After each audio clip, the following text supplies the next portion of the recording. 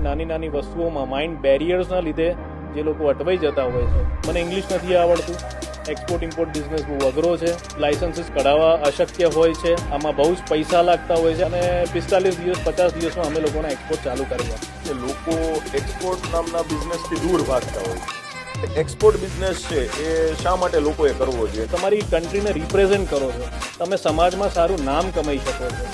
મતલબમાં એક્સપોર્ટ બિઝનેસમાં unlimited opportunity હજુ ફ્યુચરમાં બી છે, કાયમ માટે કાયમ માટે છે, એવરગ્રીન ફિલ્ડ છે. લોકો ગંગાનું પાણી પણ એક્સપોર્ટ કરે છે. કે એમને જો એક્સપોર્ટ ફિલ્ડમાં આવવું, બાયર્સ કઈ રીતે ફાઇન્ડ કરવા, તમારે બહારની કન્ટ્રીમાં જ્યારે મીટિંગ કરવા જવાનું હોય, કઈ રીતે મીટિંગ કરવાનું, કેટલી મીટિંગ ફિક્સ કરવાની. When you go to the other country, તમે બીજી જ્યારે કન્ટ્રીમાં જાઓ એને કઈ રીતે સ્ટ્રેટેજી પ્રમાણે જવાનું, કઈ કઈ સિટીમાં ફરવાનું, ક્યાં જઈને શું વાત કરવાનું હોય. મને ઇંગ્લિશ નથી આવડતું, મને ફલાણી ઢીકણી ભાષા નથી આવડતી, એવું કશું જ નથી હોતું.